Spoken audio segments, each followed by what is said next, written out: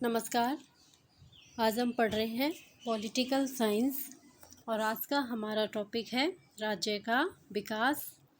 राज्य का अर्थ, परिभाषा, राज्य के तत्व, राज्य और समाज में अंतर तथा राज्य और सरकार में अंतर को हम पढ़ चुके हैं और आज हम पढ़ रहे हैं राज्य का विकास। मनुष्य की सामाजिकता व समूह बनाकर रहने की प्रवृत्ति के कारण वे आदि मनुष्य भी जो शिकार द्वारा अपना निर्वाह करते थे, टोली बनाकर रहा करते थे। उनमें भी एक प्रकार का संगठन विद्यमान था। मनुष्य ज़्यादा दिनों तक शिकारी व असभ्य दशा में नहीं रहा। धीरे धीरे उन्नति करता हुआ वह सभ्यता की ओर बढ़ने लगा, लेकिन यह उन्नति दो ढंग से हुई, कृषक रूप में और पशुपालक रूप में। कृषक और पशुपालक जातियां, कुछ प्रदेश ऐसे थे जो खेती के लिए अधिक अनुकूल थे। नदियों की घाटियां और जलाशयों के किनारे की ज़मीनें खेती के लिए अधिक उपयुक्त थी। वहाँ अनाज सुगमता के साथ उत्पन्न हो सकता था। खेती का ज्ञान हो जाने पर जो लोग इन प्रदेशों में आए, स्वाभाविक रूप से उन्होंने खेती की ओर अधिक ध्यान दिया। खेती के लिए आवश्यक था कि वे स्थिर रूप से वहाँ बस जाएं। वहाँ उन्होंने अपने मकान बनवा लिए। एक जगह बहुत से मकान बन जाने पर एक बस्ती या ग्राम का विकास हो गया। इन बस्तियों में जो लोग बसे वे निरंतर एक दूसरे के संपर्क में आते थे। उनमें सामूहिक भावना पहले भी विद्यमान थी। अब उनके लिए यह और अधिक आवश्यक हो गया कि वे एक दूसरे के प्रति उचित बर्ताव करें, किसी की संपत्ति का अपहरण ना करें, किसी को नुकसान न पहुंचाएं। जो कोई किसी के प्रति अनुचित बर्ताव करे उसे दंड मिले। यानी क्या हो गया कि जो आदि मानव था वो टोली बनाकर रहता था और उन्होंने धीरे धीरे अपना विकास किया और विकास करने के बाद कुछ लोग तो कृषि कार्य करने लगे और कुछ लोग पशुपालन करने लगे। तो इस तरह वो टोली बनाकर रहने लगे और एक जगह पे कई जो कृषि पालन में लगे हुए थे वो लोग बस गए और कई जगह पशुपालन वाले लोग बस गए। तो इस तरह वो एक साथ संगठित होकर रहने लगे। उन्होंने अपने अपने मकान भी बनवा लिए और वो एक दूसरे का ध्यान भी रखने लगे कि एक दूसरे को साथ बुरा बर्ताव नहीं करना है, एक दूसरे की संपत्ति का अपहरण नहीं करना है। यानी उनमें सभ्यता का विकास होने लग गया। इसी कारण इन बस्तियों में एक प्रकार की राज्य संस्था का विकास होने लगा। नदियों की घाटियों व जलाशयों के समीपवर्ती स्थानों के अतिरिक्त बहुत से प्रदेश ऐसे भी थे जो खेती के लिए बहुत उपयुक्त नहीं थे। इनमें या तो रेगिस्तान थे या जंगल। इनमें रहने वाले मनुष्य न खेती की ओर आकृष्ट हुए और न ही वे किसी एक स्थान पर स्थिर रूप से आबाद ही हुए। शिकारी की दशा से ऊपर उठकर वे पशुपालन शुरू कर चुके थे, यानी वो अपना व्यवसाय शुरू कर चुके थे। अब भी वे पशुपालक दशा में ही रहे। अपने पशुओं को साथ लेकर वे जंगलों या रेगिस्तानों में घूमते थे और जगह जगह पर अपने डेरे डालकर उनमें निवास करते थे। एक स्थान पर न बसने के कारण सभ्यता के क्षेत्र में वे कृषक लोगों की अपेक्षा पीछे रह गए, पर धीरे धीरे उनके संगठन भी अधिक सुदृढ़ और व्यवस्थित होते गए और उनमें भी शासक और शासित का भेद विकसित हो जाने के कारण एक प्रकार की सरकार का प्रादुर्भाव हो गया।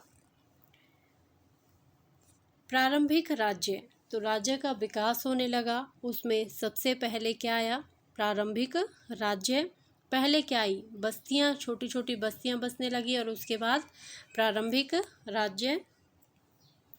खेतों के परिज्ञान के कारण जिन प्रदेशों पर स्थिर रूप से बसकर मनुष्यों ने सबसे पहले अपनी बस्तियों का विकास शुरू किया, उनमें सबसे प्रमुख निम्नलिखित थे। पहला है पश्चिम एशिया में यूफ्रेटिस और टिग्रिस नदियों की घाटी। दूसरा है उत्तरी अफ्रीका में नील नदी की घाटी। तीसरा है भूमध्य सागर में इंडियन सागर के तटवर्ती प्रदेश और विविध द्वीप, जिनमें क्रीट सर्वप्रथम था। चौथा चीन में हांगहो और पियांग तसे कियांग नदियों की घाटियाँ। और पांचवा है भारत में सिंधु नदी की घाटी। तो विभिन्न देशों की विभिन्न नदी घाटियों के किनारे ये लोग बस गए, इन्हीं से वहाँ पे सभ्यता का विकास हुआ। इन विविध प्रदेशों में मनुष्यों की प्रारंभिक बस्तियां बहुत छोटी छोटी थी, पर धीरे धीरे वे अपेक्षाकृत विशाल राज्यों के रूप में परिणत होती गई। इस प्रक्रिया को यूफ्रेटिस और टिग्रिस नदियों की घाटी के उदाहरण द्वारा स्पष्ट किया जा सकता है। इस घाटी के सबसे प्राचीन निवासी सुमेरियन लोग थे। कौन सी घाटी थी? यूफ्रेटिस और टिग्रिस घाटी। और यहाँ के निवासी क्या कहलाए? सुमेरियन लोग। वे 4500 ईसा पूर्व के लगभग इस प्रदेश में आबाद हुए। वहाँ उन्होंने अपनी बहुत सी छोटी छोटी बस्तियाँ या राज्य कायम किए।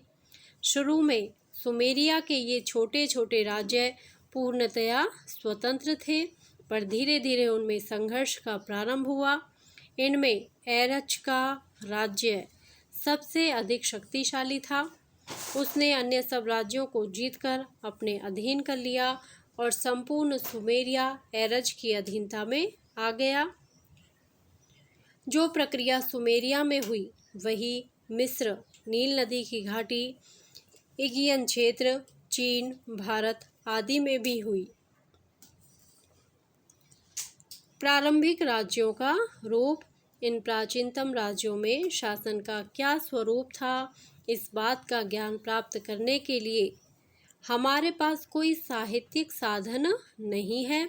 इन राज्यों की दशा पर प्रकाश डालने वाले कोई ग्रंथ अब तक उपलब्ध नहीं हुए हैं। पुरातत्व द्वारा जो कुछ ज्ञात हो सका है, उसके आधार पर इतिहासकारों का मत है कि इन राज्यों में शासन का स्वरूप दैवी था। ये लोग देवी देवताओं पर विश्वास रखते थे और उनकी पूजा के लिए विशाल मंदिरों का निर्माण करते थे। शासन का कार्य या तो देवता के पुजारी पुरोहित के अधीन था और या राजा को ही दैवीय रूप में स्वीकृत किया जाता था। सर्वसाधारण जनता का शासन में कोई हाथ नहीं होता था। जनता का बड़ा भाग दासों की स्थिति में था। इन बस्तियों पर पड़ोस में रहने वाले पशुपालक लोग प्राय आक्रमण करते रहते थे। जब कोई जाति इन बस्तियों को जीतकर अपने अधीन कर लेती थी, तो वह वहाँ के पूर्व निवासी सभ्य लोगों को अपना दास बना लेती थी। सुमेरिया पर 2750 ईसा पूर्व के लगभग सारगन नामक नेता के नेतृत्व में अकेडियन लोगों ने आक्रमण किया और उसे जीत लिया। अकेडियन लोग पशुपालक थे और सभ्यता की दृष्टि से सुमेरियन लोगों से बहुत पीछे थे। जब वे सुमेरिया को जीतकर यहाँ बस गए, तो उन्होंने सुमेरियन सभ्यता को पूरी तरह अपना लिया। राजनीतिक दृष्टि से सुमेरियन लोग पराधीन हो गए थे, उन्हें दास बना लिया गया था, पर सभ्यता की दृष्टि से वे विजेता रहे। अकेडियन लोगों के बाद इसी क्षेत्र पर क्रमशः अमारोइट 2100 ईसा पूर्व के लगभग, असीरियन 1200 ईसा पूर्व और केल्डियन 606 ईसा पूर्व जातियों ने आक्रमण किए। इन विविध जातियों ने बेबीलोनिया के इस प्रदेश में जो भी राज्य कायम किए, उनमें थोड़े से विजेता लोग बहुसंख्यक दास लोगों पर स्वेच्छाचारी रूप से शासन करते थे। पर इन राज्यों की शासन पद्धति के विषय में निश्चित रूप से कुछ भी ज्ञात नहीं है। जो कुछ भी पुरातत्व संबंधी खोज द्वारा ज्ञात हुआ है वह यह है कि इनका शासन एक शक्तिशाली राज्य के शक्तिशाली राजा के अधीन था, जो दैवी शक्ति का आश्रय लेकर जनता पर शासन करता था। प्राचीन मिस्र, चीन, एगियन सागर आदि के सभी राज्यों में यही दशा थी। धर्म के तत्व ने इन प्रदेशों की जनता में नियंत्रण व व्यवस्था कायम रखने में बहुत सहायता की थी।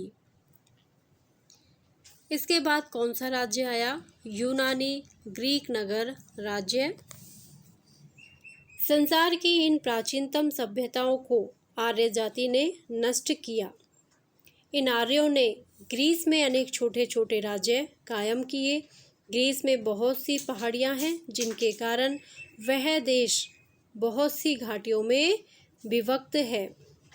आर्यों की ग्रीस शाखा के विविध जन इन विविध घाटियों में बस गए और उनके राज्य एक दूसरे से पृथक रहे, क्योंकि बहुत सारी अलग अलग घाटियां थी, तो राज्य भी क्या हुए? अलग रहे। इन ग्रीस राज्यों की संख्या सैकड़ों में थी।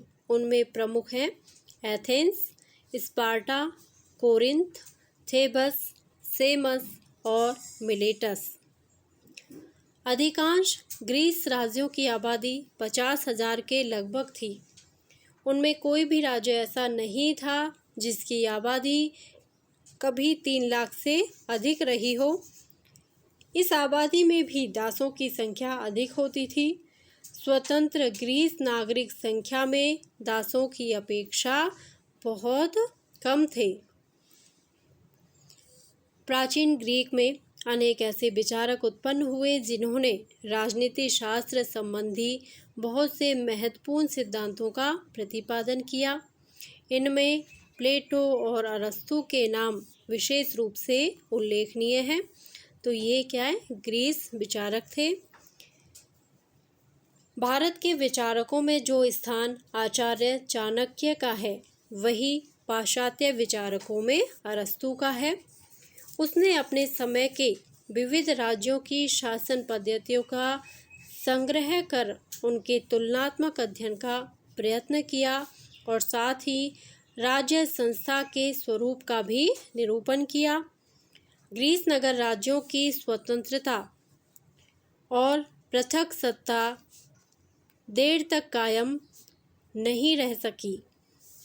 स्पार्टा, एथेंस और कोरिंथ जैसे शक्तिशाली राज्यों ने धीरे धीरे पड़ोसी राज्यों को जीतकर अपने अधीन कर लिया और इस प्रकार अपने अपने संघों लीग का निर्माण किया। कुछ समय बाद मैसीडोन के राजा फिलिप ने सब ग्रीस राज्यों को जीतकर अपने अधीन कर लिया। सिकंदर ने फिलिप के साम्राज्य विस्तार संबंधी कार्य को जारी रखा और भूमध्य सागर से ब्यास नदी तक विस्तृत साम्राज्य का निर्माण किया। रोम का सार्वभौम साम्राज्य। यूरोप की आर्य जातियों ने जो बहुत से छोटे छोटे राज्य स्थापित किए थे, शीघ्र ही वे एक साम्राज्य के अधीन हो गए। इस साम्राज्य का निर्माण रोम द्वारा किया गया था। ग्रीस नगर राज्यों की स्वतंत्रता का मैसीडोन के राजा फिलिप ने अंत किया था और फिलिप और सिकंदर द्वारा स्थापित मैसीडोनियन साम्राज्य भी देर तक स्थिर नहीं रहा। ग्रीस के पश्चिम में इटली में एक नगर राज्य था जिसका नाम रोम था। यह इटली के मध्य में टाइबर नदी के तट पर स्थित था। टाइबर नदी के तट पर रोम राज्य था।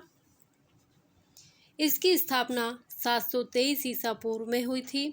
शुरू में यह उसी प्रकार का एक नगर राज्य था जैसे कि ग्रीस में स्पार्टा, एथेंस और भारत में विदेह या शाक्य आदि थे। पर धीरे धीरे रोम ने न केवल संपूर्ण इटालियन नगर राज्यों को जीतकर अपने अधीन कर लिया, अपितु ग्रीक एगियन सागर के विविध द्वीप, मिस्र, एशिया माइनर, फ्रांस, स्पेन और ब्रिटेन आदि सुदूरवर्ती प्रदेशों के विविध राज्यों को भी जीतकर एक विशाल सार्वभौम साम्राज्य की स्थापना की। सामंत पद्धति, फ्यूडल सिस्टम। तीसरी सदी में रोमन साम्राज्य पर जर्मन जातियों के जो आक्रमण शुरू हुए थे वे कई सदियों तक जारी रहे। इन आक्रमणों के कारण रोमन साम्राज्य छिन्न भिन्न हो गया। विविध जर्मन जातियों के सरदारों ने रोमन साम्राज्य के भग्नावशेष पर अपने बहुत से छोटे छोटे राज्य कायम किए। इन राज्यों की संख्या सैकड़ों में थी। इनके अतिरिक्त जो प्रदेश जर्मन आक्रमणों से बच गए थे उन पर पुराने रोमन युग के जागीरदार या राज कर्मचारी स्वतंत्रता के साथ शासन करने लगे थे। कोई प्रदेश ईसाई महंतों के हाथ में थे और कहीं बड़े व्यापारिक नगरों में व्यापारियों के समूह, कॉरपोरेशन या निगम स्वतंत्रता के साथ राज्य करते थे। अभिप्राय यह है कि यह काल राजनीतिक दृष्टि से सर्वथा अराजकता से पूर्ण था। जिसके पास शक्ति थी वही अपनी सत्ता कायम किए हुए था। सर्वसाधारण लोगों की जान व माल उस समय तक सुरक्षित नहीं थे जब तक कि वे किसी शक्तिशाली व्यक्ति के संरक्षण में अपने को न ले आए। इसी परिस्थिति में सामंत पद्धति का प्रादुर्भाव हुआ, यानी शक्तिशाली व्यक्ति को क्या बना लिया गया? सामंत बना लिया गया। अव्यवस्था तथा अराजकता के इस युग में सामंत पद्धति द्वारा धीरे धीरे व्यवस्था का विकास हुआ। जिन प्रदेशों पर कोई विजेता सरदार अपना अधिकार स्थापित करता था वहाँ वह जीते हुए प्रदेश को अपने साथियों में बांट देता था। यदि उस विजेता सरदार को हम राजा कहें तथा उसके इन साथियों को हम सामंत कहें, यानी हमें सामंत कहना चाहिए। यानी कि कोई क्षेत्र जब एक विजेता प्राप्त करता था तो वो उस क्षेत्र को अपने साथियों में बांटता था, तो वे साथी सामंत कहलाते थे। ये सामंत यद्यपि अपनी जागीर राजा से प्राप्त करते थे पर अपने प्रदेश के पूरे स्वामी होते थे। तो वो जो जागीर होती थी वो सामंतों के अधीन हो जाती थी। वो कहने को तो राजा के अधीन थी लेकिन उस पर शासन किसका चलता था? सामंत का शासन चलता था। राजा के साथ उनका यह संबंध था कि जब राजा को आवश्यकता हो वे अपने सैनिकों के साथ उनकी सहायता करें। मध्यकालीन यूरोप में इस सामंत पद्धति के कारण राजनीतिक एकता व व्यवस्था का सर्वथा अभाव रहा। सामंत पद्धति में राज्य संस्था का स्वरूप पुराने नगर राज्यों और सार्वभौम साम्राज्यों की राज्य संस्था से बहुत भिन्न था। जनता की निष्ठा या भक्ति अपने प्रदेश, निवास स्थान या अभिजन के प्रति न होकर अपने सामंत राजा के प्रति होती थी। जनता की दृष्टि में उसका शासक सम्राट नहीं होता था, वह उस सामंत को ही अपना शासक समझती थी जिसकी जागीर में वह निवास करती थी। साथ ही राज्य की एक आवश्यक विशेषता जो प्रभुत्व शक्ति संपन्नता मानी जाती थी उसका सामंत पद्धति के राज्यों में सर्वथा अभाव था। प्रभुत्व शक्ति सामंतों के पास नहीं थी क्योंकि वे स्वयं किसी अन्य महाराज के अधीन थे और न ही प्रभुत्व शक्ति सम्राट के हाथों में थी क्योंकि वह अपने आदेशों का पालन कराने के लिए सामंतों पर निर्भर होता था। यानी सामंत और राजा एक दूसरे पर निर्भर थे। इसी कारण राजनीति शास्त्र के अनेक विद्वानों की दृष्टि में मध्यकाल अराजकता का काल था। यानी दोनों ही अपनी मनमानी करते थे और जनता के पास कहने के लिए कोई नहीं था, क्योंकि जनता एक तरफ अपना स्वामी सामंतों को मानती थी, लेकिन असली स्वामी राजा होता था और राजा बिना सामंतों के परामर्श से कुछ भी नहीं कर सकता था। तो इन दोनों के चक्रों में जनता ही फंसी रहती थी। तो यह काल अराजकता का काल था और उस समय में राज्य संस्था की सत्ता ही नहीं थी। राष्ट्रीय राज्य नेशन स्टेट। सामंत पद्धति के राज और शक्तिशाली केंद्रीय राजाओं के विकास के कारण फ्रांस, इंग्लैंड और स्पेन सदृश राज्यों को उन्नति का बहुत उत्तम अवसर हाथ लगा। आंतरिक व्यवस्था और शांति किसी भी देश की उन्नति में बहुत सहायक सिद्ध होती है। सामंत पद्धति के कारण पहले इन देशों में व्यवस्था का सर्वथा अभाव था।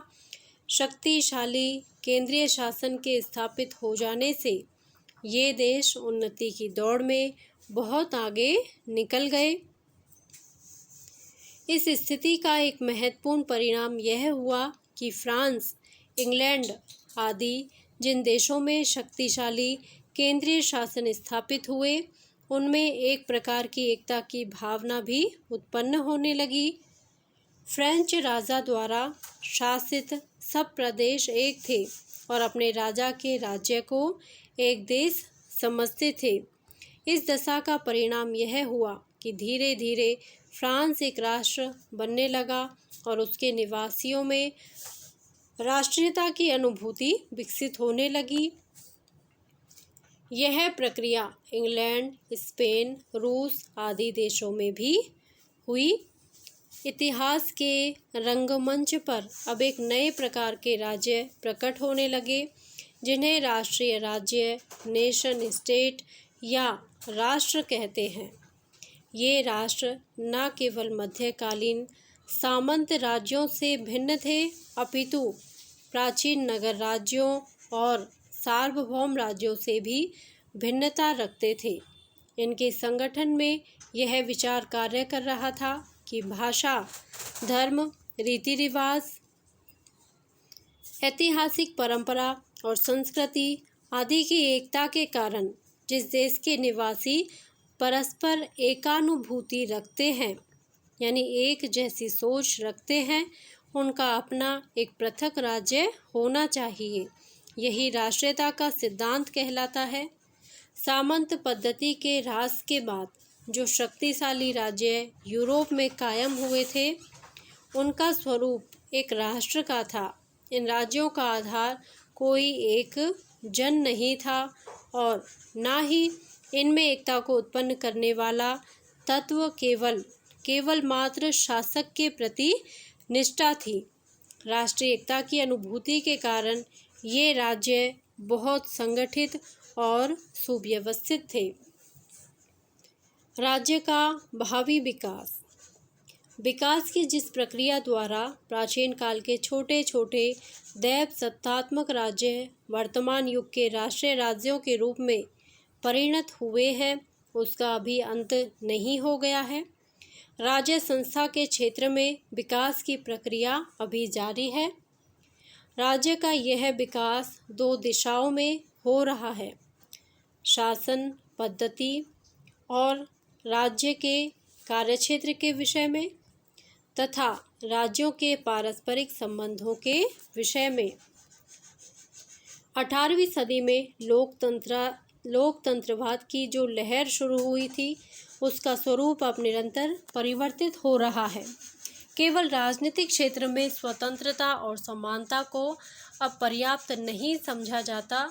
अब यह आवश्यकता भी अनुभव की जाती है कि आर्थिक क्षेत्र में भी मनुष्य पूर्णतया स्वतंत्र है और एक दूसरे के समान स्थिति रखने वाले हों। इसी कारण समाजवाद के लिए आंदोलन का प्रारंभ हुआ है और समाजवाद के सिद्धांत को किसी न किसी रूप में संसार के बहुसंख्यक राज्यों ने अपना लिया है। समाजवाद की व्यवस्था का अनुसरण कर राज्य संस्था का जो स्वरूप अब विकसित हो रहा है वह 19वीं सदी के लोकतांत्रिक राष्ट्रीय राज्यों से बहुत भिन्न है। विगत वर्षों में मनुष्य ने ज्ञान विज्ञान के क्षेत्र में जो असाधारण उन्नति की है उसके कारण संसार के विविध राज्य एक दूसरे के इतने समीप आ गए हैं कि उनके लिए एक दूसरे से सर्वथा पृथक रह सकना अब संभव नहीं रहा है। साथ ही नित्य नए प्रलयकारी अस्त्रों के आविष्कृत हो जाने के कारण अब सब राज्यों के लिए यह भी संभव नहीं रहा कि वे आत्मरक्षा के लिए केवल अपनी शक्ति पर निर्भर कर सकें।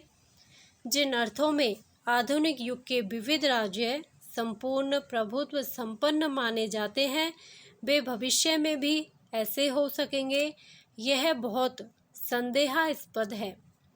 जिस प्रकार मध्यकाल में निर्बल सामंत राजा अपनी रक्षा के लिए अपने को किसी प्रबल पड़ोसी राज्य के अधीन कर देते थे, वैसे ही अब यदि निर्बल राज्य आत्मरक्षा हेतु अपने को अमेरिका, ब्रिटेन और चीन जैसे शक्तिशाली राज्यों का अनुगामी बना दे तो यह अस्वाभाविक नहीं है। वर्तमान परिस्थितियों में राज्यों के लिए आवश्यक हो गया है कि वे अपनी पूर्ण स्वतंत्रता व सर्वोपरिता के विचार का परित्याग कर अंतर्राष्ट्रीय और अनन्योश्रितता के विचार को स्वीकृत करें। इस आवश्यकता से विवश होकर विविध राज्य अनेक प्रकार के अंतर्राष्ट्रीय संगठनों में संगठित हो रहे हैं। अब है राज्य के विकास क्रम की विशेषताएं। तो विकास क्रम को हम पढ़ चुके हैं, अब उसकी क्या विशेषताएं हैं। प्रोफेसर गैटल ने राज्य के विकास क्रम की 5 विशेषताएं बताई हैं जो निम्नानुसार हैं। ये विशेषताएं किसके अनुसार हैं? प्रोफेसर गैटल के अनुसार। राज्य का विकास सरलता से जटिलता की ओर हुआ है। राज्य का प्रारंभिक संगठन बहुत अधिक सरल था।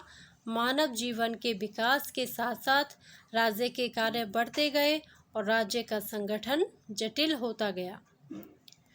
दूसरी विशेषता है प्रारंभ में राज्यों की जनसंख्या कम थी और क्षेत्र छोटा था। समय के साथ साथ राज्यों की जनसंख्या और क्षेत्र बढ़ते चले गए। राज्य के विकास के साथ साथ नागरिकों में राजनीतिक चेतना का भी विकास होता गया। राजनीतिक चेतना के विकास के परिणाम स्वरूप प्रतिनिधि प्रजातंत्र और संघात्मक राज्य जैसी व्यवस्थाओं का विकास हुआ।